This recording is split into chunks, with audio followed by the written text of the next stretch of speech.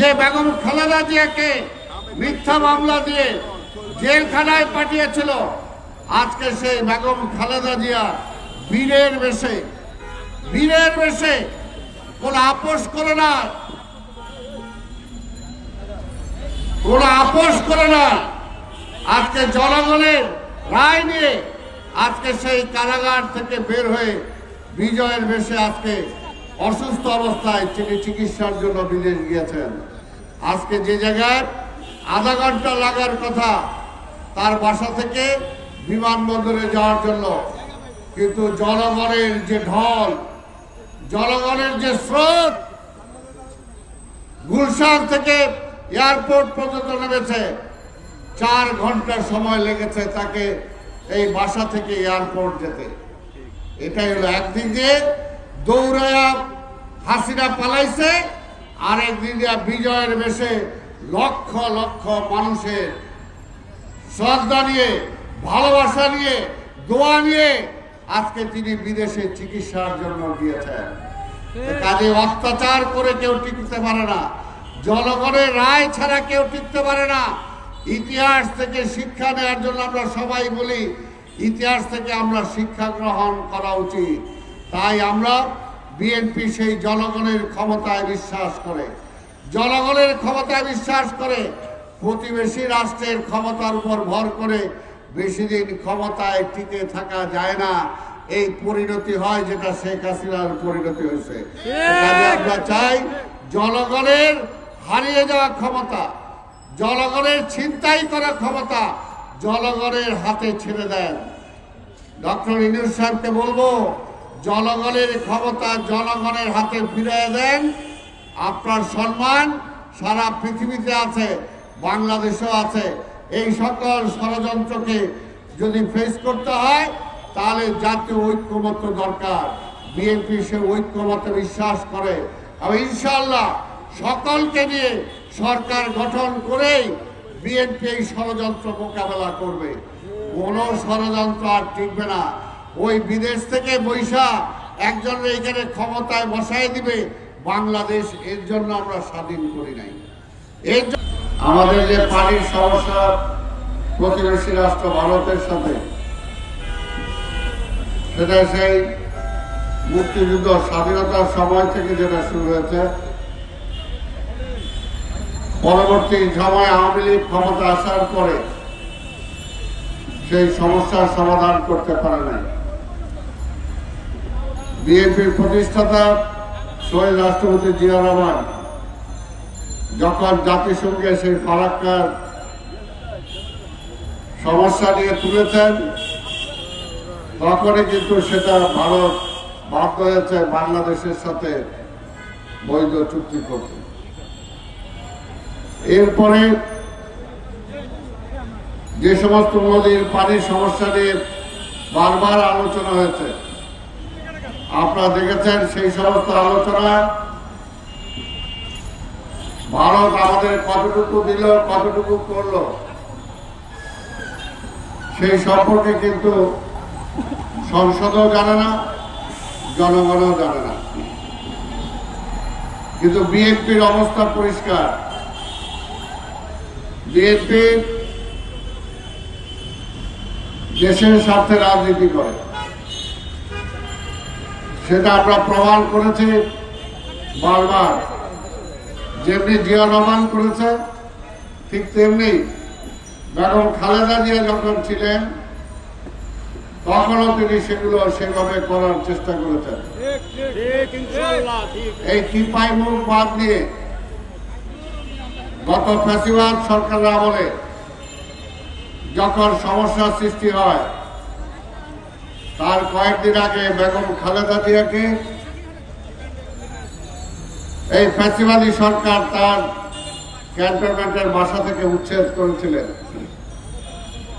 কিন্তু তারপরেও সেই সময় বেগম খালেদা জিয়া বলেছিলেন, এই সরকারকে আমি মানি বা না মানি, আজকে এই টিপাইমুখ বাঁধের ব্যাপারে যদি সরকার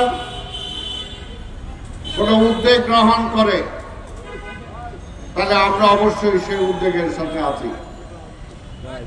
কিন্তু আওয়ামী লীগ কখনোই জাতীয় সংলাপ পর্যন্ত আয়োজন করতে তারা রাজি হয় নাই। এই সমস্ত সমস্যা নিয়ে বিএনপির পক্ষ থেকে বারবার আমরা বলেছি, আমাদের নেতা তারেক রহমান বলেছেন, কিন্তু কখনো তারা এই জাতীয় ইস্যুগুলোতে জাতীয় ঐক্যমত সৃষ্টি করার জন্য সকল রাজনৈতিক দলকে ঐক্যবদ্ধ করতে রাজি হন নাই। কারণ আওয়ামী লীগ তো ভারতের কাছে দাসত্ব দিয়ে ক্ষমতা এসেছে। আওয়ামী লীগ বাংলাদেশের ক্ষমতা এসেছে এই দেশের জনগণের উপর নির্ভর করে নয়। আধিপত্যবাদী শক্তি ভারতের ক্ষমতার বলে জোর করে তারা ক্ষমতাকে দখল করেছে। সেই কারণে জনগণের দাবি দেওয়া তাদের কাছে মুখ্য না।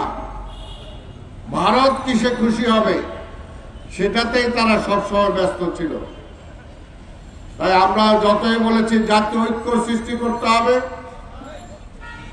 আর আওয়ামী লীগ বলেছে জাতীয় ঐক্য না, আওয়ামী লীগই যথেষ্ট। তাই ভাইরা আমার, আজকে সময় এসেছে, সেই ফ্যাসিবাদ বিতাড়িত হয়েছে। আমরা গণতন্ত্রের জন্য 17 বছর লড়াই করেছি। আমরা সেই গণতন্ত্রকে রূপ দেওয়ার জন্য নির্বাচনের দাবি করছি। অনেকে সেই নির্বাচন নিয়েও ষড়যন্ত্র করছে, যাতে নির্বাচন দেরিতে হয়, নির্বাচনের সঠিক রোডম্যাপ যাতে ঘোষিত না হয়, যত পিছিয়ে দেওয়া যায়। আমরা মনে করি এটা একটা ষড়যন্ত্র। কারণ যতই সময় পাবে ততই সে আধিপত্যবাদী শক্তির পক্ষে আওয়ামী লীগ সহ যারা আছে তারা ষড়যন্ত্রের জাল আরো ব্যাপকভাবে বিস্তার করবে। তাই আমরা চাচ্ছি জনগণের কাছে, যে জনগণের ক্ষমতা আওয়ামী লীগ ছিনতাই করেছিল, যে জনগণের রাষ্ট্রের মালিকানা ছিনতাই করেছিল, সেই মালিকানা জনগণের কাছে ফিরিয়ে দেওয়ার জন্য আমরা ভোটের দাবি করেছি। ভোট তো জনগণ দিবে। সেখানে তো বিএনপি আওয়ামী স্বৈরাচারের মতো জোর করে ভোট নেওয়ার কোনো সুযোগ নাই। আর বর্তমানে এই নিরপেক্ষ অন্তর্বর্তীকালীন সরকার, প্রফেসর ইউনূস সাহেবের যে সরকার, সেইখানে তো বিএনপি ভোট জোর করে নেওয়ার কোনো সুযোগ নাই। আমরা ভোটে বিশ্বাস করি। অতীত কখনো বিএনপি জোর করে ক্ষমতায় বিশ্বাস করে নাই।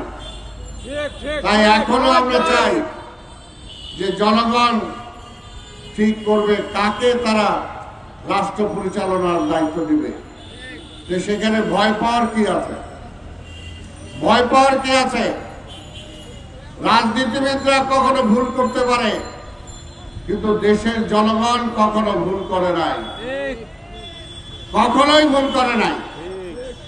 সেই 70-এর নির্বাচন থেকে যদি আমরা দেখি, এর পরবর্তী পর্যায়ে আওয়ামী লীগের ক্ষমতা আসার পরে যে আন্দোলন দেখি, 91 নির্বাচন যদি আমরা দেখি, তাহলে সব সময় আমরা দেখতে পাই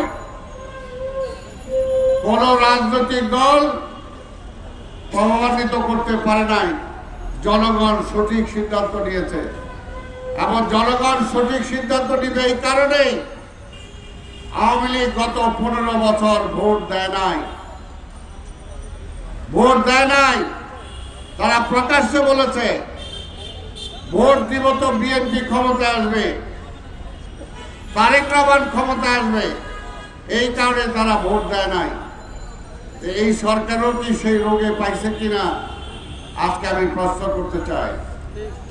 সহমত বন্ধুগণ, আমি আবার বলবো, আজকে এই রাষ্ট্র ব্যবস্থাকে আরো সংকটের দিকে ঠেলে না দিয়ে, কারণ এই অন্তর্বর্তীকালীন সরকার প্রতিটা ক্ষেত্রে সময় দিয়ে সামনের দিকে এগিয়ে নিয়ে যাওয়ার মতো অবস্থা তাদের নাই।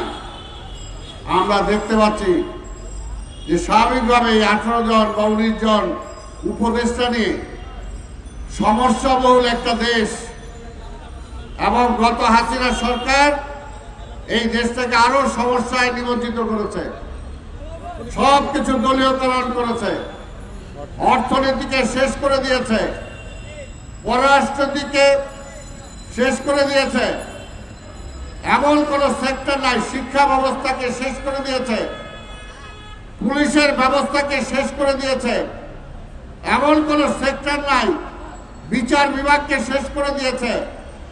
কাজে ইচ্ছা করলেই এই কয়েকজন উপদেষ্টা এই সব কিছু ঠিক করে একেবারে বাংলাদেশকে একটা ভালো জায়গায় নিয়ে যাবে, এটা কোনোভাবেই সম্ভব না। কাজে এই সরকারের দায়িত্বই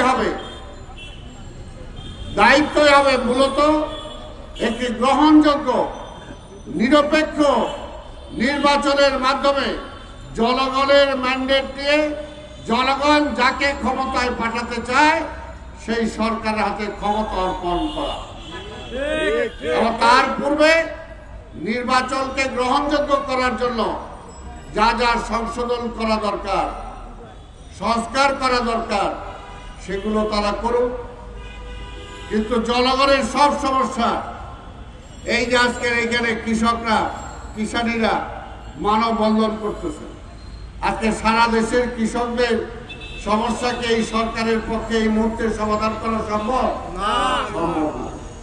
আজকে ঢাকা শহরের যানজট এই সরকার সমাধান করতে পারছে না, আজকে অর্থনৈতিক সমস্যার সমাধান করতে পারছে না।